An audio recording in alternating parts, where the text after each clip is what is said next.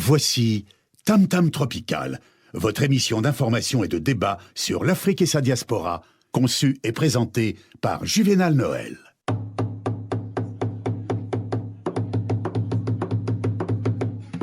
Plusieurs siècles avant la création du télégraphe, au cœur de la forêt équatoriale d'Afrique, les populations communiquaient déjà à distance, grâce au tam-tam. En un temps record, des messages étaient relayés dans plusieurs contrées. Tam-tam Tropical, l'Afrique chez vous, chaque mardi de 19h à 20h sur Radio Pluriel.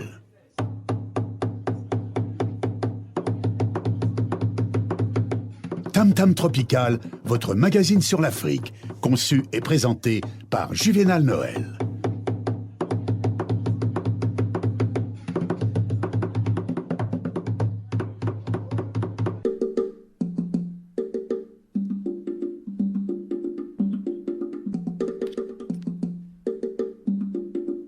Mesdames, Messieurs, bonsoir. Nous sommes ensemble. Une cinquantaine de minutes d'informations et de débats sur l'Afrique et sa diaspora. Vous soyez les bienvenus. Nous allons directement sur le continent africain où des grévistes menacés de sanctions sur le gouvernement centrafricain qui exige des policiers grévistes la reprise du travail sous peine de sanctions.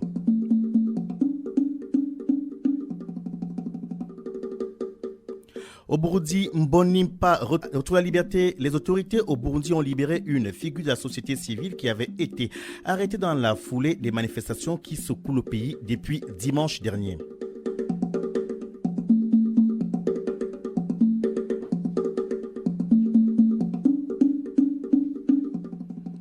Au Togo, les premiers résultats contestés, les représentants de l'opposition au sein de la Commission nationale électorale indépendante au Togo contestent certains résultats annoncés depuis hier lundi par le président de l'institution. Dans notre studio pour parler du Togo, nous sommes avec des invités qui sont déjà présents. Il s'agit de Yves Lacoussan du CTRA. Bonsoir Yves. Bonsoir. Comment ça va? Bien, et vous? Très bien, merci. Voilà, c'est un plaisir de vous recevoir étant donné qu'avec vous, nous aurons l'opportunité de comprendre comment la diaspora togolaise vit l'actualité au Togo. Avec vous également, il y a deux autres invités. Un qui est à votre droite, qui va se présenter lui-même. Bonsoir, cher monsieur. Bonsoir. Alors, quel est votre rôle au sein du CTRA? Alors, d'abord, je suis Kossi Nyamassou, donc je suis chargé de projet au CTRA. Entendu. Le CTRA, c'est entendu le collectif des Togolais de Rhône-Alpes. C'est vrai qu'il déballe rapidement CTRA. Il veut qu'on sache qu'est-ce que le CTRA dans le collectif des Togolais du Rhône-Alpes. Et à la gauche de Yves, un autre membre du CTRA qui s'appelle Pelafia Komoy. Et votre poste au sein de votre fonction Je suis le secrétaire du CTRA. Bien, alors Steve, est-ce que vous suivez Yves, est-ce que vous suivez l'actualité au Togo ces derniers jours? Oui, bien sûr, on sait que le samedi dernier, c'était les élections présidentielles au Togo. Et comme vous l'avez annoncé dans les titres, oui, actuellement, on n'a pas encore les résultats définitifs. Tout ce qu'on sait sur place, c'est qu'effectivement, ce résultat n'étant pas encore publié, on a déjà certaines contestations. Je pense que si on a un petit moment, on pourra donc revenir en détail, notamment sur ces événements au Togo. Mais la question de savoir, c'est vous qui êtes la diaspora aujourd'hui, comment vous vivez ces élections? Bon, la diaspora suit de près tout ce qui se passe au Togo. Mais vous savez que la diaspora togolaise n'a pas le droit de vote ici. Donc, elle n'est pas tellement, c'est-à-dire impliquée dedans. Mais elle suit de près, étant donné que les gens ont des familles et tout le monde attend vraiment un changement, une alternance du pouvoir au Togo. Donc, la diaspora suit de près les élections au Togo. C'est vrai que oui. Il faut noter que l'un des objectifs du collectif des Togolais de Rhône-Alpes, c'est de contribuer donc à la démocratisation du Togo et à l'avènement d'un état de droit au Togo. Raison de plus que le CTRA, le collectif des Togolais de Rhône-Alpes, suit particulièrement ce qui se passe en ce moment au Togo. Je vais être assez dur et je vais comprendre. Est-ce que votre structure, qui est le CTRA aujourd'hui, est une structure réellement démocratique? Bien sûr, bien évidemment. C'est une structure démocratique parce qu'au sein du CTRA, on a des Togolais issus, disons-le, pour la plupart de l'opposition, mais des partis politiques différents. Quand vous dites l'opposition, quelle opposition ici à la diaspora? Oui, l'opposition démocratique face à un régime dictatorial qui est au pouvoir pendant plus de 50 ans. Donc voilà, le CTRA est un collectif démocratique parce que aujourd'hui et il arrive qu'on reçoit des gens de l'autre bord, c'est-à-dire d'en face. Donc, on est pour tous les Togolais de Rhône-Alpes. Voilà. Mais il faut pas oublier que notre objectif primordial, c'est de faire en sorte que la démocratie s'instaure au Togo. Et voilà. C'est très intéressant parce que j'ai posé la question de savoir si votre structure est démocratique et c'est là où Yves voudrait réagir. J'espère qu'il m'apportera la réponse, Yves. Oui, justement, si vous dites est-ce le collectif est-il démocratique, je dirais oui, 3 fois oui. Pourquoi? Parce que d'abord, il faut savoir qu'au sein du collectif, nous avons toutes les années des élections, même si c'est vrai dans la mobilisation de la masse, notamment par rapport à la participation aux activités de ce collectif, cette mobilisation le plus souvent est en deçà de nos objectifs et que cette mobilisation n'est visible, apparente que pendant les commémorations, notamment de l'anniversaire de l'indépendance du Togo. Oui, au sein du collectif, nous faisons régulièrement, en tout cas chaque année, des élections. Notamment, vous avez à ma gauche le secrétaire général qui était élu donc suite aux dernières élections il y a quelques mois au sein du bureau. Moi-même qui suis responsable de la communication, j'ai été élu et le chargé du projet à ma droite a été élu. Et il faut savoir également que nous avons nos statuts qui sont régulièrement inscrits donc au sein, en tout cas au niveau de la préfecture. Au jour d'aujourd'hui, nous sommes dans les clous, notamment en termes de système démocratique. Parce que là, Yves, je n'ai rien contre vous personnellement. Ce que je veux comprendre, c'est que quand on est dans la diaspora ou quand on est dans l'opposition, on est très exigeant envers ceux qui sont au pouvoir. Et généralement, lorsqu'on a changé de camp, on a l'impression qu'il y a eu une sorte d'amnésie totale. Ce qu'on reprochait hier, on le fait soi-même. Quoi qu'il en soit, je reviens vers vous dans quelques instants. Le temps de vous permettre de vous installer. Je constate effectivement que vous êtes bien prêts et que après cette ponctuation musicale, on pourra parler de tout cela.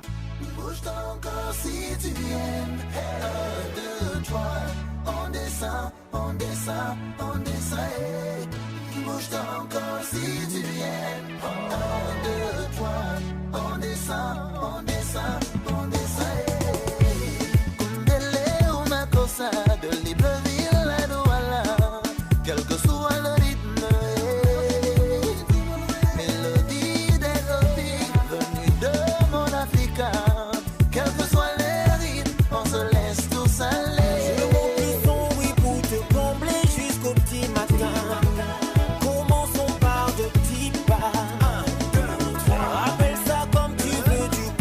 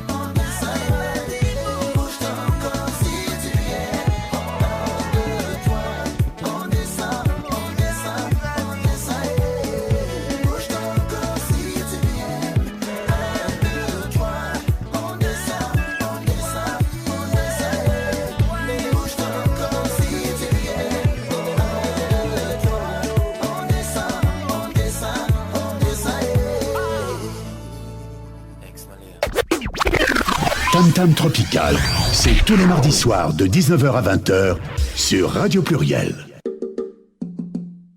Retour dans ce sur la 91.5 de Radio Pluriel, nous émettons donc depuis l'agglomération lyonnaise.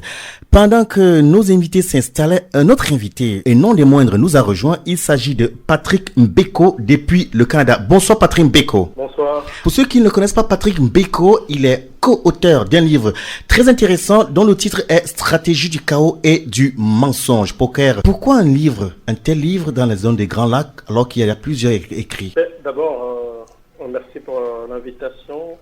Je profite aussi pour saluer vos éditeurs. Pourquoi le livre Stratégie du chaos et du mensonge? Simplement parce que nous voulions... nous avons l'autre co-auteur, donc M. Honoré Ngbanda, qui je tiens à rappeler ici quand même était l'ancien conseiller spécial en matière de sécurité du président Mobutu, ancien patron de service de renseignement zaïrois, ancien ambassadeur de Zaïre en Israël. Donc, il a déjà rédigé des livres dans le passé sur la tragédie des Grands Lacs, moi aussi. Pourquoi Stratégie du chaos et du mensonge? Simplement parce qu'après avoir observé, après avoir écrit d'ailleurs des ouvrages respectifs, nous nous sommes rendus compte qu'il y avait toujours une mauvaise compréhension des enjeux, notamment sur le rôle des grandes puissances.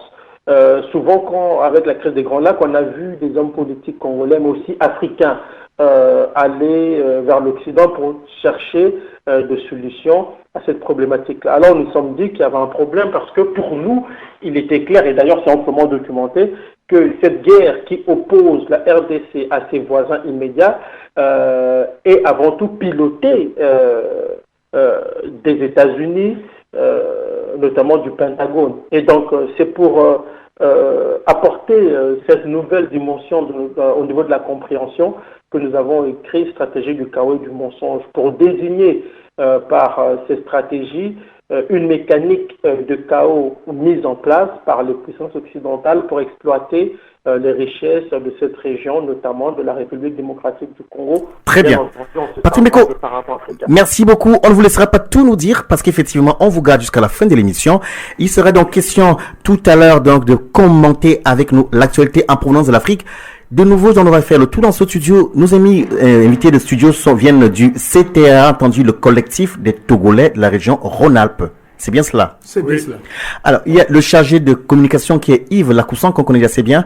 L'idée ce soir, c'est de comprendre pourquoi dans la zone des Grands Lacs, et d'ailleurs un peu partout en Afrique, il y a cette réelle instabilité qui est constante depuis des décennies.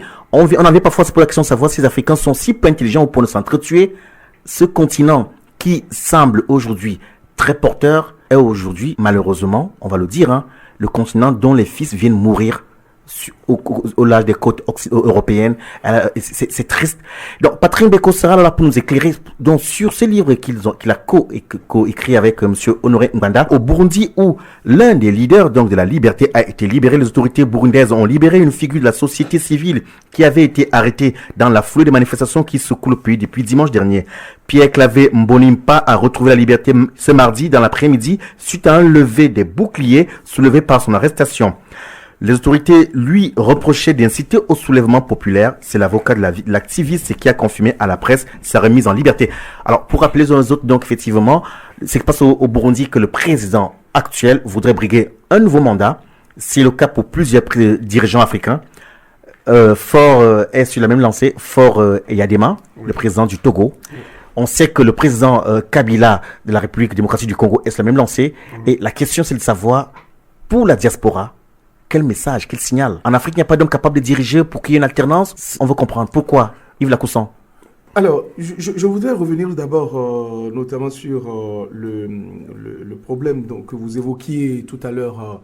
Quand on regarde la Méditerranée, malheureusement, qui devient aujourd'hui le cimetière de tous ces fils d'Afrique qui, pour les uns, partent de chez eux parce qu'effectivement, ils sont, il faut le dire quand même, persécutés par certains pouvoirs en place là-bas, et d'autres, ce qu'on peut comprendre également, qui partent de chez eux parce que oui, il n'y a aucun avenir qui est, en tout cas, qui est sur place là-bas pour ces jeunes, et qui, parfois, malheureusement, sont obligés donc de partir de chez eux, d'aller très loin pour chercher, en tout cas, ce que chacun recherche, que ce soit nous, que ce soit même, si je peux le dire, si les Européens sont à la place des Africains aujourd'hui, je pense oui, qu'ils peuvent partir de chez eux parce que chacun, à un moment donné, lorsqu'on est chez soi et que ça ne va pas, on part pour chercher le meilleur ailleurs. Alors, pour revenir sur ce que vous dites, les problèmes en Afrique, il faut reconnaître quand même que la plupart, en tout cas les pays africains, il faut le dire, ce sont des pays qui, allez, on est en train de fêter le 55e anniversaire de l'indépendance. Qu'est-ce que cela suppose? Cela suppose que ce sont des pays relativement jeunes. Ce sont des pays où, si on veut revenir, en tout cas, on veut aller un peu plus loin dans l'histoire, ce sont des pays qui font l'expérience de la démocratie. Cela ne fait même pas encore 30 ans. Et c'est vrai qu'il y a énormément de problèmes sur place. Mais c'est vrai aussi, il faut le reconnaître, il y a peu de dirigeants africains qui sont en Afrique aujourd'hui, qui sont réellement des dirigeants démocratiques. Je laisserai, en tout cas, il me semble que mon collègue à côté qui veut intervenir, je vous laisse la parole si vous souhaitez. Alors, la question que je vais vous poser, puisque vous êtes du Togo, Faure Gnassingbé est à la tête des résultats partiels au Togo, à ce jour. Oui. Pour vous, quelle est votre réaction? Non, bon, pour nous, c'est d'abord une tristesse. Pourquoi? Mais parce que, bon, Faure Gnassingbé, vous savez les conditions dans lesquelles il a pris le pouvoir. Et c'est de son père. Voilà, il a remplacé, non, s'il a remplacé son père, si il a été élu démocratiquement. Par la suite. Oui. Plus tard. Plus tard. Voilà. Mais il a remplacé son père au pied levé. C'est-à-dire qu'en tripatouillant la constitution de député, il est devenu président de l'Assemblée, président de la République pour assurer. Donc, il y a tout cela avant maintenant d'arriver aux élections. Mais si il remplace son papa en faisant démocratiquement, en étant élu démocratiquement, il n'y a pas de problème. Mais aujourd'hui, malgré tout, il a fait 2 mandats. 2 mandats, il se représente encore. Voilà, c'est là où nous, on est inquiets et c'est là où la tristesse se trouve au niveau de la diaspora. Bien, comme nous sommes avec notre invité en ligne, Patrick Mbeko, l'occasion pour nous donc de découvrir cette belle œuvre qui est Stratégie du chaos et du mensonge, de près de 600 pages, et de cette histoire écrite des mains des peuples africains. Il y a un bon nombre d'informations qu'on y retrouve, Patrick Mbeko. Comment avez-vous fait et en combien de temps avez-vous pu rassembler toutes ces informations? D'abord, c'est un travail, donc, nous l'avons écrit en moins d'1 an. Donc, en moins d'1 an, vous dites? En moins d'1 an, oui. Mais c'était un travail intensif. Je travaillais presque 10 heures par jour, parfois, très souvent d'ailleurs. Comment on a fait? On a rassemblé une bonne documentation. Bon, faut-il dire aussi que nous avions déjà dans le passé travaillé sur le dossier des Grands Lacs, donc nous avions déjà des informations sur certains sujets, sur certains thèmes. On a renforcé cela par une documentation encore beaucoup plus soutenue et par des témoignages que nous avons obtenus. Je tiens à rappeler que j'ai eu quand même, le privilège de discuter avec des responsables rwandais, certains d'entre eux qui étaient proches de Paul Kagame, par exemple.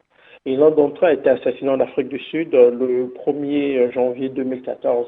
Donc, ces témoignages combinés aux documents que nous avions eus et à la documentation qui existe et à tout ce que nous savons sur le sujet, a donné ce livre-là. Patrick Mbeko, c'est qui est, on va dire, on l'a entendu ailleurs, mais vous, dans votre document, vous l'affirmez qu'effectivement, c'est le trio Kagame, Museveni et Kabila qui pratiquement a conduit, on va dire, à la chute du président Mobutu. Et pourtant, d'après ce que l'histoire nous a présenté, c'est que ce qu'on appelle les Banyamulenge qui ont renversé le président Mobutu. Mais en fait, l'histoire officielle nous dit que le président Mobutu a été renversé par une rébellion conduite par des Congolais, dont des Banyamulenge qui seraient des Congolais d'origine rwandaise. Bon, ça c'est l'histoire officielle. Nous, ce que nous disons dans la stratégie du chaos et du mensonge est que Mobutu n'a pas été évincé par des Congolais, des opposants congolais, mais par les États-Unis et leurs alliés qui, eux, ont utilisé des sous-traitants africains, notamment les Rwandais, les Ougandais, les Érythréens et même des combattants libériens pour chasser le président Mobutu qui, nous le rappelons aussi dans le livre, est une créature de l'Occident parce que Mobutu a été imposé à la tête du Zaïre à la suite de l'assassinat du Premier ministre Patrice Emery Lumumba dans les années 60 avec l'aide de la CIA. Dit comme cela, on veut bien y adhérer.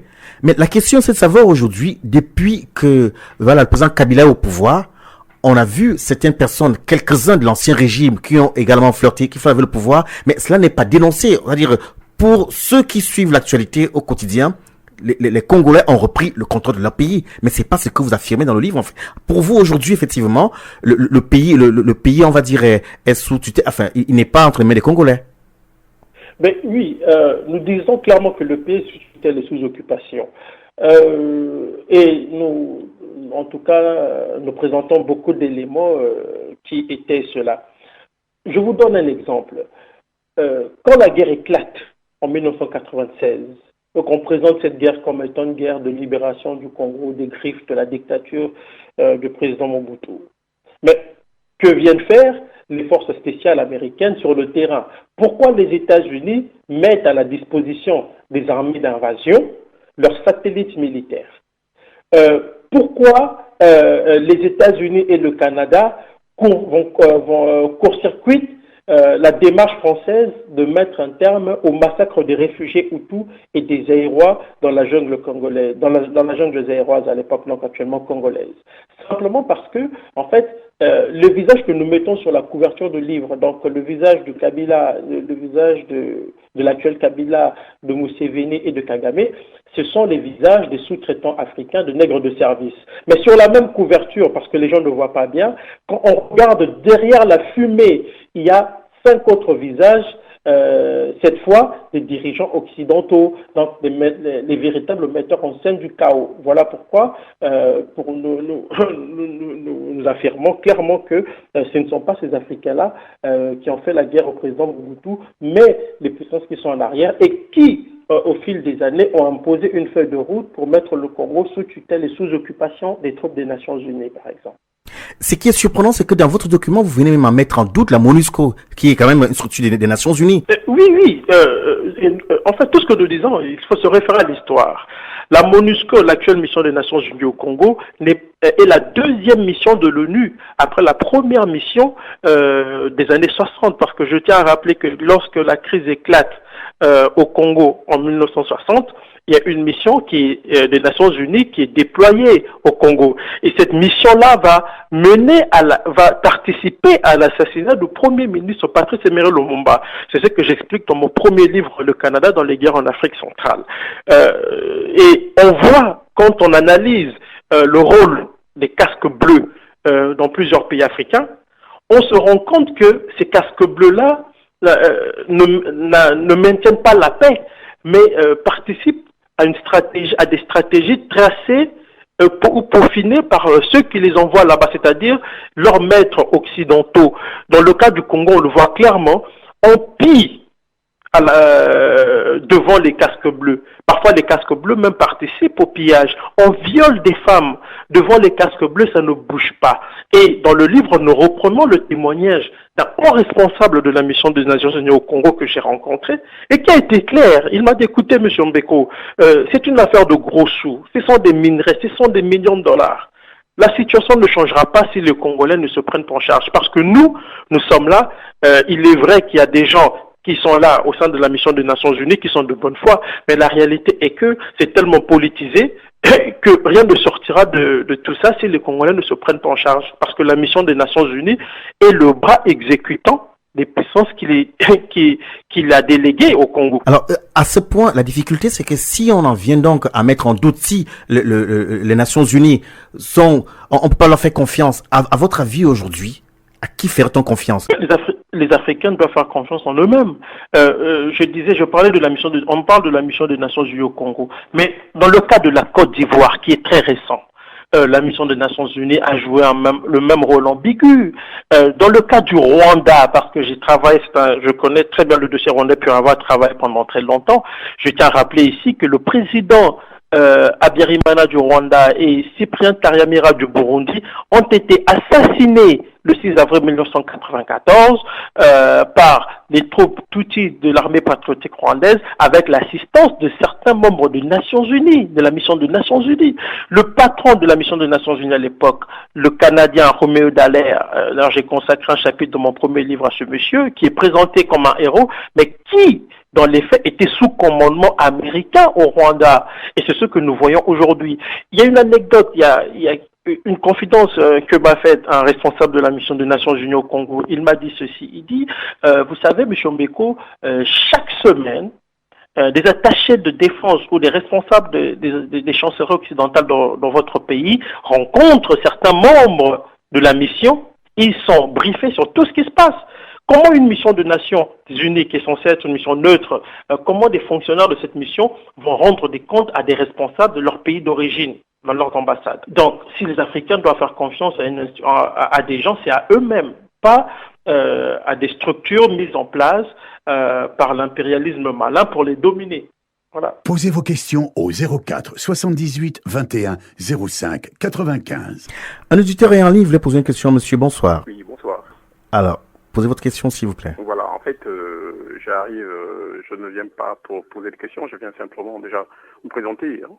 Voilà, donc nous, on est de nationalité gabonaise. Voilà, notre collectif, qui est un tout jeune collectif, c'est le nom Gabon Démocratie. Alors, pour comprendre, vous êtes d'origine gabonaise, vous vivez où? Vous êtes en France? Vous êtes à l'étranger? Vous êtes dans quelle ville? Effectivement, nous sommes en France. Dans quelle ville? Voilà, nous sommes en France, nous sommes à Paris. Oui. Voilà, donc nous dénonçons exactement donc l'actualité qu'il y a au Gabon, parce que lorsque je vous écoute, effectivement, le Togo, et tous les autres pays, le Gabon également, traverse également une crise très profonde, voilà. Et ce qui est dommage, effectivement, c'est que la presse, effectivement, ne fait pas état de cette crise profonde qui est au Gabon. Alors, depuis bientôt le mois de novembre, voilà, le Gabon est en crise profonde, voilà. Simplement parce que Pierre Péan a sorti un livre, Nouvelle affaire africaine, les mensonges et pillages au Gabon, voilà, dans lequel, effectivement, il réaffirme, voilà, très clairement, les origines d'Ali Bongo, voilà. En ce qui concerne les origines d'Ali Bongo, je voudrais dire à mes frères ici, voilà, qu'il ne s'agit pas de xénophobie, hein, contrairement à ce que le pouvoir en place brandit comme un drapeau, voilà. Il s'agit simplement donc du respect de la Constitution. Voilà. Déjà que j'écoutais nos frères là intervenir sur le socle démocratique de l'Afrique, voilà, la démocratie en Afrique qui pose problème. Il y a d'abord avant la démocratie, il y a le problème de constitution. Voilà, les constitutions en Afrique ne sont pas respectées. Nos frères a parlé tout à l'heure où les lois ne sont pas respectées. Le tripatouillage de Faure Gnassingbé Yadema, voilà, qui a fait des gymnastiques, député, président de l'Assemblée, se retrouver là et pour finalement terminer président au Gabon. Voilà, Ali Bongo, effectivement, est un président illégitime. Voilà, pour avoir violé l'article 10 alinéa 4 de la Constitution gabonaise qui précise que ne peut présider à la présidence de la République qu'un Gabonais né d'un parent, d'un père et d'une mère gabonaise, ou alors d'un des parents gabonais. Or, Ali Bongo a été adopté par Feu Omar Bongo, et Ali Bongo serait originaire de la région du Biafra. Bien, excusez-moi, c'est auditeur, non pas pour vous couper la parole. Alors, pour comprendre, pour ces résultats, on n'a pas beaucoup de temps. Pour comprendre, aujourd'hui, vous dénoncez le fait qu'Ali Bongo soit présent du Gabon et qu'il soit pas, on va dire, enfant naturel du Gabon. C'est bien cela? Oui, au-delà de ça, c'est-à-dire que ce que je dénonce, c'est non seulement la crise institutionnelle profonde que vit le Gabon, voilà, mais également une profonde crise économique et sociale au Gabon. Comment concevoir qu'un pays comme le Gabon, doté de richesses énormes avec une population de moins de 2 millions d'habitants, voilà, connaisse mais une véritable paupérisation? Bonne question. Alors, oui. Comme le temps qui nous est imparti n'est pas très long, on va juste cerner votre question et essayer de relancer le débat. Pour comprendre, en fait, vous êtes dans une situation de malaise, de constater que le Gabon, comme beaucoup de pays africains, souffre. C'est bien cela? Effectivement. C'est la question. Comme beaucoup de pays africains, effectivement, souffrent. Le Gabon, comme beaucoup de pays africains, aspire à un changement. Le Gabon, comme beaucoup de pays africains, sont traversés en ce moment par une crise. Très bien. Voilà. Et On va s'arrêter à ces niveaux parce que comme c'est beaucoup de questions en même temps, on aimerait quand même qu'il y ait des réactions et vous restez avec nous. Et donc, il y a dans ce studio donc l'un des responsables donc, du CTR attendu, le collectif des Togolais de la région Rhône-Alpes qui voudrait réagir. Allez-y.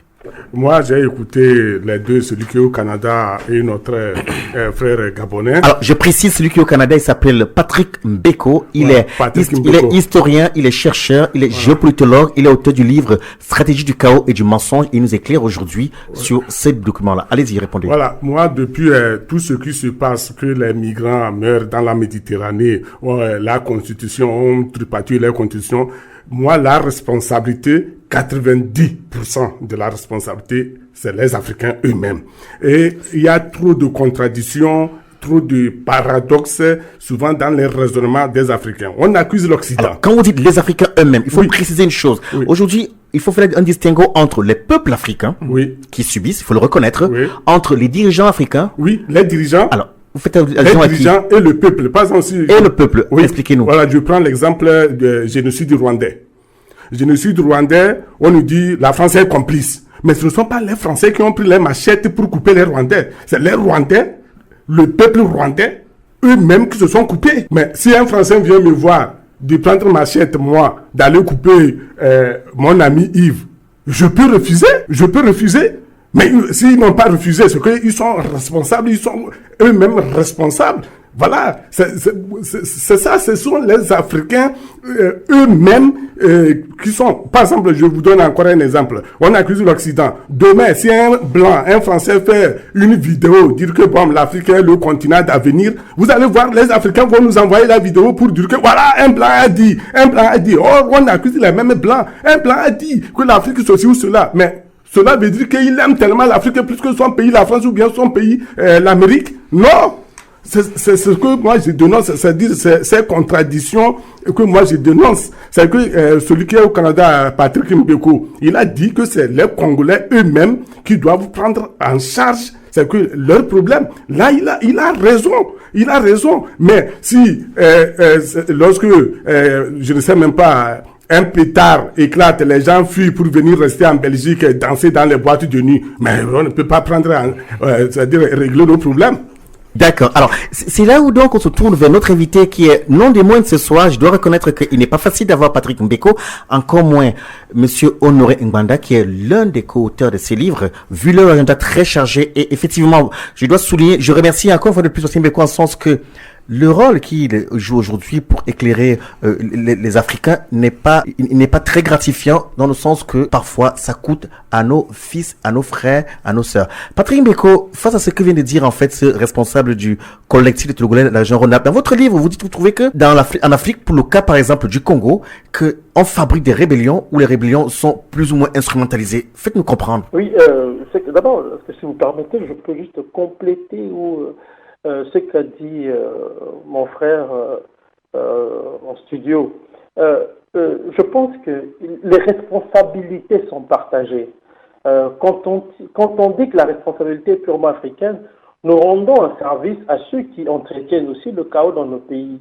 Le cas du génocide rwandais que vous citiez, par exemple, est un cas assez, entre guillemets, épatant, dans la mesure où il faut rappeler que oui, il y a eu des problèmes qui existaient depuis très longtemps entre Hutu et Tutsi du Rwanda, mais il y a des instrumentalisations, et on l'a vu, et ce sont ces instrumentalisations-là, parfois, qui vont mener au chaos. Dans le cas du Rwanda, par exemple, on semble oublier que le pouvoir Hutu qui était là sous le président Nyarimana avait beaucoup protégé les Tutsis.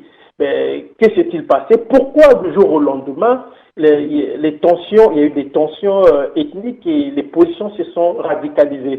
Simplement parce que les États-Unis ont soutenu un petit groupe de Tutsis qui était en Ouganda, qui était dirigé par Paul Kagame et Paul Rugima, et c'est ce petit groupe-là qui a envahi le Rwanda le 1er octobre 1990 et qui a commencé à exacerber les tensions entre les populations, parce que c'était le seul moyen pour ce groupe-là de parvenir au pouvoir, étant donné qu'il n'était pas vraiment soutenu par la majorité. Et conséquence, l'autre camp, le camp des Hutus, s'est dit que si on ne réagit pas, c'est nous qui allons être exterminés. Je ne veux pas justifier cela. Je veux simplement dire que les responsabilités sont partagées. Et on a pris celui-là qu'on a fabriqué, Paul Kagame, on en a fait un héros dans les livres d'histoire, on a fait des films sur le génocide rwandais. Voilà pourquoi il est essentiel aussi pour nous, Africains, de comprendre ce qui se passe chez nous, de maîtriser notre histoire pour ne pas faire des amalgames et donner raison à ceux qui sont à l'origine des chaos en Afrique. Je ne veux pas dire que les Africains ne sont pas concernés, mais je veux dire que les responsabilités sont partagées. Pour ce qui est du Congo, par rapport aux rébellions, une rébellion, normalement, implique les enfants du pays qui prennent les armes pour combattre le pouvoir pour X, Y raison. Dans le cas du Congo, on a vu que c'était des armées étrangères qui se servaient des armées étrangères qui se servaient de quelques Congolais. Encore une fois, on prend toujours quelques Congolais ou quelques enfants du pays pour légitimer l'agression en présentant cette agression comme étant une rébellion armée. C'est ce qu'on fait toujours. Je peux même ouvrir une parenthèse pour donner un exemple. Quand vous prenez le cas de la Libye ou de la Syrie, par exemple, on a dit que oui, dans les médias, on nous a présenté des Syriens qui combattaient le pouvoir du président Assad. Seulement, on sait que la plupart de ces voyous étaient formés par les services occidentaux ou provenaient des pays étrangers. Ils étaient formés dans des bases secrètes en Libye et puis injectés en Syrie. Et devant eux, on a mis quelques laquais qui ont vécu en exil en France ou ça, qu'on a présenté comme étant une certaine opposition syrienne.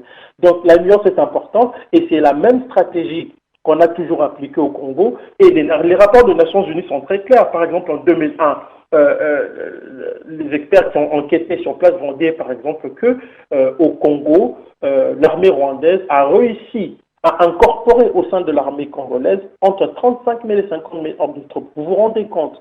Et donc, ces gens-là ne veulent pas être déployés dans d'autres contrées du pays. Ils veulent rester à l'est, à la frontière rwandaise. Et de temps à autre, ils vont dire qu'ils quittent l'armée, il y aura des mutineries, et puis du coup, vont sortir de ces mutineries des rébellions de façade qui sont toutes pilotées de Kigali. Et c'est amplement documenté par les différents rapports des Nations Unies et des ONG étrangères. Alors, Patrick Mbeko, ce qui est quand même très surprenant et très gênant en même temps, dans ce que vous dites, c'est que vous pointez du doigt ces leaders, Kagame, Museveni et Kabila, et il est fort à parier que lors des prochaines élections, si Kabila se présente de nouveau, il pourra gagner, et de nouveau, il sera là pour le temps qu'il voudra. Je voudrais rebondir sur ce que disait l'auditeur tout à l'heure par rapport au cas du Gabon. Omar Bongo, il s'en va. Son fils prend le pouvoir, il est légitimé par la suite par une élection, on sait comment ça marche. Et aujourd'hui, même si le peuple gabonais grogne, c'est vrai qu'on parle qu'il n'est pas d'origine gabonaise, c'est pas là la difficulté, mais je veux dire, tant que Bongo, le fils qui est au pouvoir aujourd'hui, Ali Bongo, est soutenu par les puissances occidentales, il fera de nouveau ce qu'il voudra. Pourquoi cela se pérennise et que sur le continent, les intellectuels comme vous n'arrivent pas à être assez efficaces? Pourquoi? Moi, je pense d'abord que je crois que les Africains, de manière générale, doivent avoir aussi le sens du sacrifice. Pourquoi je le dis? Parce que Bongo s'est imposé, on l'a vu, on a appris après que les services secrets français s'est impliqué, il y a eu fraude. Joseph Kabila n'a jamais gagné les élections au Congo. Jamais. On l'a imposé et dans mon premier livre, même dans la stratégie du chaos, j'en parle aussi, nous en parlons en tout cas, il y a un observateur français qui faisait partie des observateurs internationaux qui a dit ceci avant les élections de 2006. Il a dit « Joseph Kabila gagnera les élections parce que c'est lui que la communauté internationale a choisi. Il est ouvert aux intérêts étrangers alors que son adversaire est imbu de sa personne et est mal vu en Occident. » Quelque temps après, un représentant des Nations Unies va dire, au Congo, va dire que les Congolais doivent comprendre leur pays a signé un contrat avec la communauté internationale, que cette communauté internationale n'acceptera pas que les Congolais ne l'écoutent pas. Donc c'est très clair. Maintenant, quand on a tout ça, quel est le rôle du peuple des leaders d'opinion? C'est de s'interposer, de dire non et d'accepter le sacrifice suprême. C'est que les Africains ne sont pas encore prêts à accepter dans plusieurs pays. Et le problème surtout, c'est aussi les leaders, ceux qui sont les leaders d'opposition dans nos pays, qui sont les leaders entre guillemets de la société civile, qui se tournent toujours vers l'Occident. Donc cet Occident qui fabrique les dictateurs pour chercher de l'aide pour déraciner ces dictateurs-là. Donc on se retrouve dans un cercle vicieux qui fait que, et le cas du Congo est d'ailleurs très très éloquent dans la, entre guillemets, dans la mesure où on voit des responsables politiques de l'opposition se rendre aux États-Unis, demander l'aide des États-Unis pour se défendre de Kabila, qui est lui-même la créature des États-Unis. Donc le peuple congolais, dans tout ça, ne se retrouve plus, le peuple est perdu. Et quand on ajoute à toutes ces réalités une autre réalité qui est celle des accointances politiques, ethniques et religieuses, alors là, c'est le bouquet. Parce qu'il y a chez nous des gens qui vont soutenir Kabila parce que Kabila traite avec les gens de l'Est ou du Katanga. Il y a des gens qui vont soutenir Bongo pour des raisons d'accointance ethnique. Ils vont se dire, non, Bongo est notre fils.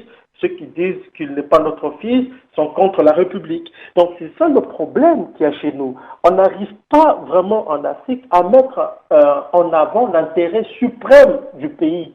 C'est toujours des individus et c'est à travers ces individus que nous regardons les intérêts de notre pays. C'est qui, à mon avis, une grande erreur. Tam Tam Tropical, c'est tous les mardis soirs de 19h à 20h sur Radio Pluriel.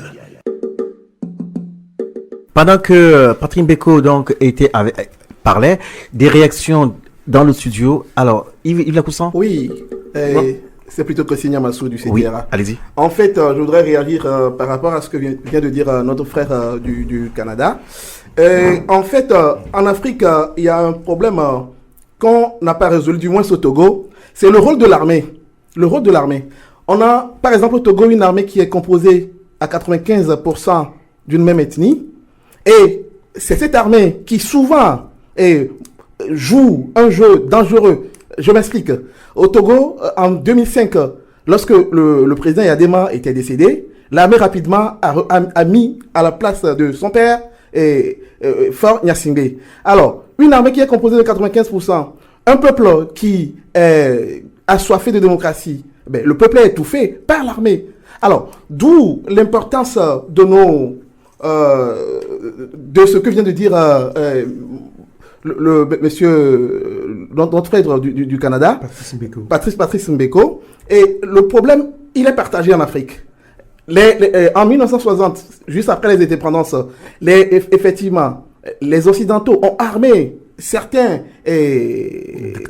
dictateurs, donc à tenir des mains de maître le peuple.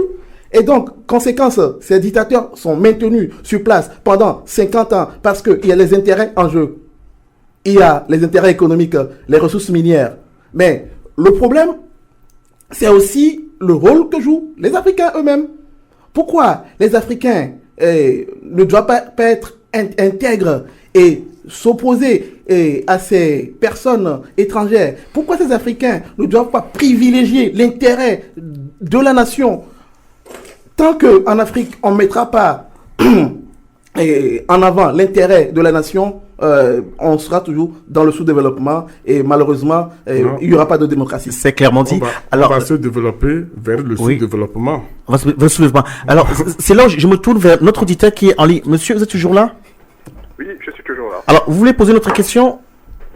En fait, j'aimerais simplement réagir un peu, aborder dans le même sens que les frères. Voilà, nous disons effectivement que le problème des Africains, comme on dit, ce sont les Africains eux-mêmes en grande partie. Voilà. C'est-à-dire que les Africains n'aiment pas leur pays. Voilà, on s'explique. Voilà. C'est grave ce que vous dites là. Quand vous dites que les Africains n'aiment pas leur pays, c'est quand même assez grave. Soyez plus clair, soyez plus précis. Les leaders, les Africains n'aiment pas leur pays. Nous soutenons cela. Voilà. Dans l'exemple du Gabon, vous avez un président, Ali Bongo, qui est très fortement contesté. Voilà. Vous avez un président qui est très fortement contesté. Il est contesté. Alors, excusez-moi, monsieur, de vous interrompre, parce qu'il est important quand même qu'on puisse être clair. Parce que ce soir, et comme d'habitude, ils sont nombreux qui nous écoutent. Il y en a qui ne connaissent pas l'Afrique. Il y en a qui connaissent. Alors, pour vous dire cela comme ça, il y a des fils et filles de la diaspora qui sont nés ici, mais qui ne connaissent pas du tout, voient très peu l'Afrique. Ils connaissent l'Afrique à travers les lunettes des médias occidentaux. Du coup, quand les Africains de la diaspora prennent la parole, il est important d'être assez clair et précis. Vous dites que pour le cas du Gabon, les Africains n'aiment pas l'Afrique. Quels Africains? Les dirigeants gabonais, le peuple gabonais, parti civil, soyez un peu plus clair, s'il vous plaît. Les dirigeants gabonais, quand nous parlons des Africains, nous parlons de tout le monde. Hein, nous parlons à la fois des dirigeants gabonais, mais nous parlons également du peuple gabonais. Voilà. C'est-à-dire qu'au sein, par exemple, des dirigeants gabonais, vous avez par exemple des dirigeants, voilà, qui jouent le jeu du pouvoir en place. Voilà, c'est-à-dire que des dirigeants qui sont dans des fausses luttes, voilà, qui sont simplement là pour montrer aux yeux de la communauté internationale qu'il existe une véritable opposition, alors qu'il n'en existe pas. Voilà. Dans le cas du Gabon, nous avons heureusement certaines personnes, voilà, qui essaient de dire non à Ali Bongo. Ils le font avec leurs modestes moyens. Voilà. Nous avons par exemple le Front Uni de l'opposition.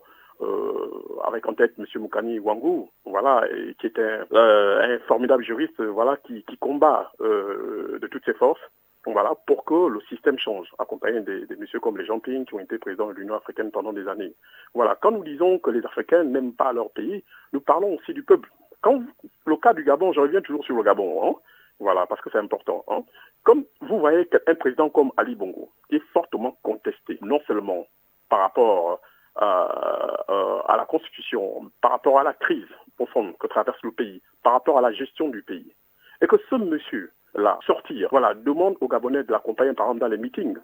Voilà, et que vous voyez, par exemple, des centaines et des centaines de Gabonais assister à ces meetings, moyennant 5 000 francs. C'est-à-dire qu'on vous donne 5 000 francs pour aller applaudir Ali Bongo. Vous sortez de chez vous. D'accord, hein, c'est clairement dit. D'accord. Là, excusez-moi de vous couper. Allez, je vous coupe et on a pris un morceau parce que quand vous parlez, il y a beaucoup de choses intéressantes qui vous dites et justement, on aimerait bien réagir dessus. Pour le cas du Gabon, vous faites comprendre que non seulement il y a un dirigeant qui est contesté et que le peuple qui conteste le dirigeant est toujours prêt à le suivre parce qu'on l'achète pour... Une bonne partie.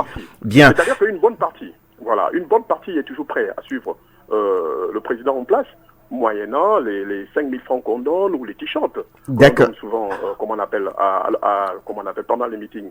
Alors que ces gens-là, ce sont eux qui subissent véritablement la crise du pays. Laissez-nous réagir donc. Laissez-nous réagir. Enfin, nous réagir. C'est-à-dire, il y a ceux qui sont sur le studio et Patrick Beko qui est de l'autre côté. C'est là où, effectivement, Patrick Beko, je m'adresse à l'intellectuel que vous êtes.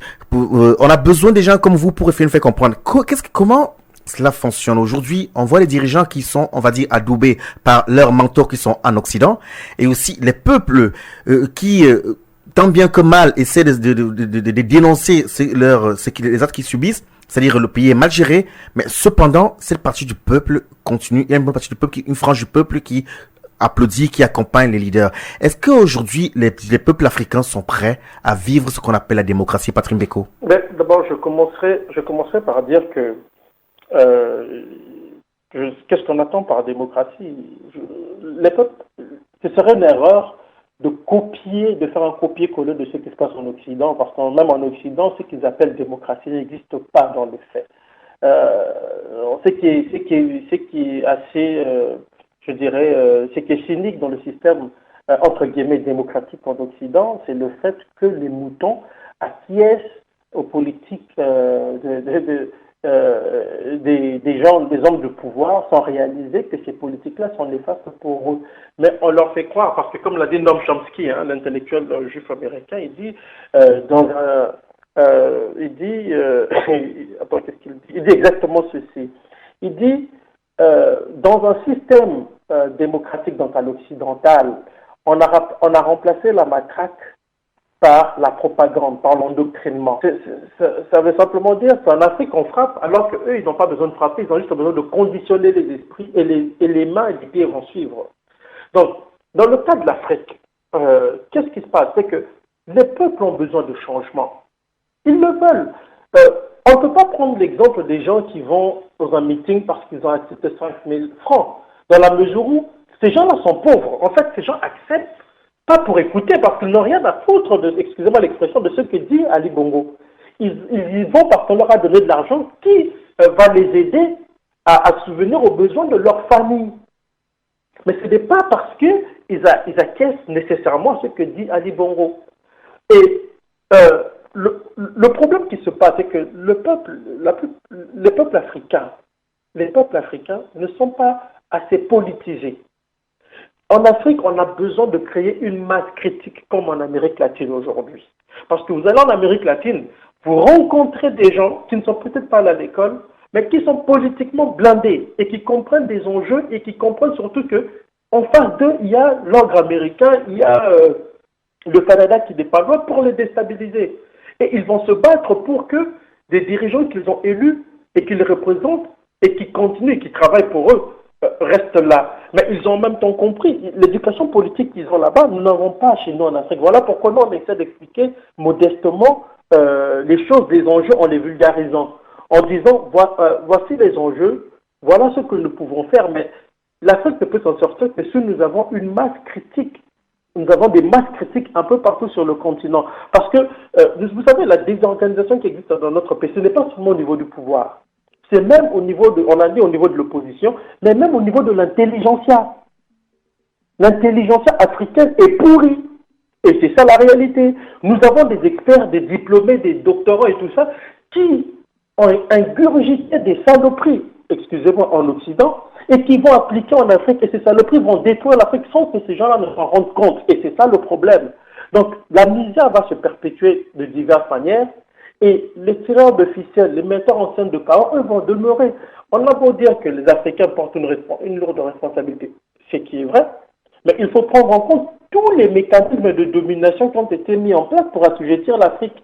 Parce que quand vous voyez ce qui se passe en Afrique du Sud aujourd'hui, où on tue d'autres Africains, on se dit, mais c'est quoi cette histoire? En même temps, qu'a fait l'Union africaine? Rien. Que ce que nous avons fait, nous, Africains? Rien. Même nous qui sommes ici, quand nous parlons de panafricanisme, que faisons-nous? Rien. Or, si le Congolais n'est pas concerné par le problème de l'Ivoirien, l'Ivoirien n'est pas concerné par le problème du Togolais, ainsi de suite, nous n'en sortirons pas. D'accord. Patrick Beko, excusez-moi de vous couper, comme le temps qui nous est imparti tire à sa fin.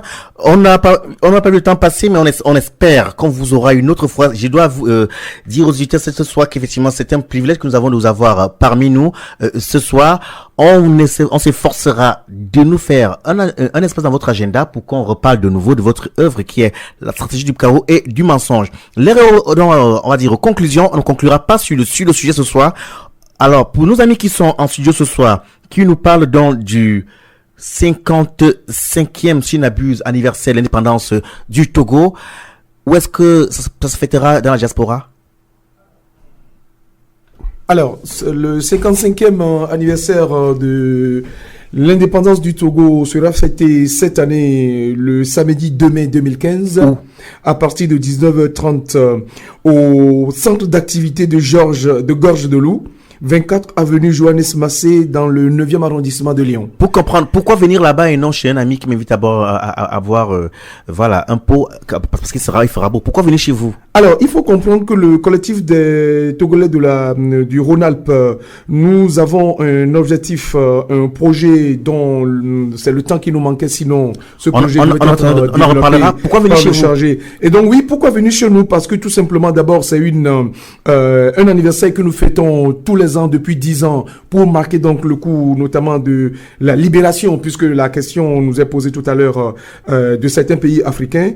Et il faut dire également que à travers cette soirée, nous finançons un projet au Togo, notamment pour contribuer à la formation et à l'éducation des jeunes sur place, surtout ces jeunes qui sont issus des milieux défavorisés au Togo. Rappelez-nous l'adresse, hein? L'adresse, je rappelle, c'est au centre d'activité de Gorge de Loup, au 24 avenue Johannes Massé, 69009 à Lyon. Comment on y accède? Alors, on peut accéder par le métro D, station Gorge de Loup, par les bus 19 et 66, arrêt Johannes Massé, par les bus C14, C21 et C24, arrêt Gorge de Loup. Merci. Donc, c'est le collectif des Togolais de la région Rhône-Alpes. Au plaisir de vous retrouver une prochaine fois. Patrick Beko, le mot de la fin. Moi, je tiens d'abord à vous remercier pour l'invitation et je salue aussi les deux frères qui sont en studio. Ils sont trois, oui. J'aimerais simplement les trois frères. En 30 secondes, Patrick Beko. En 30 secondes, le mot de la fin. J'aimerais seulement dire qu'il faut que les Africains, chaque Africain où il est, qui s'intéresse au problème de la maison de l'autre. C'est-à-dire, s'il y a un problème au Togo, ça doit tous nous concerner. Et c'est l'impression venant de nous tous qui peuvent apporter du changement. Et pour moi, c'est cela le véritable panafricanisme. Donc c'est quand le Togolais se sentira concerné par le problème du Congo et le Congolais par les problèmes du Rwanda, ainsi de suite. Encore une fois, je vous remercie, je salue vos éditeurs. C'était donc Patrick Beko, co-auteur de l'œuvre Stratégie du chaos et du mensonge, poker menteur en Afrique des Grands Lacs. Bien, c'est sur cette belle phrase conclusion de Patrick Beko, c'est-à-dire que pour que l'Afrique puisse se lever, il faut que le Congolais se sente concerné par le problème du Togolais et que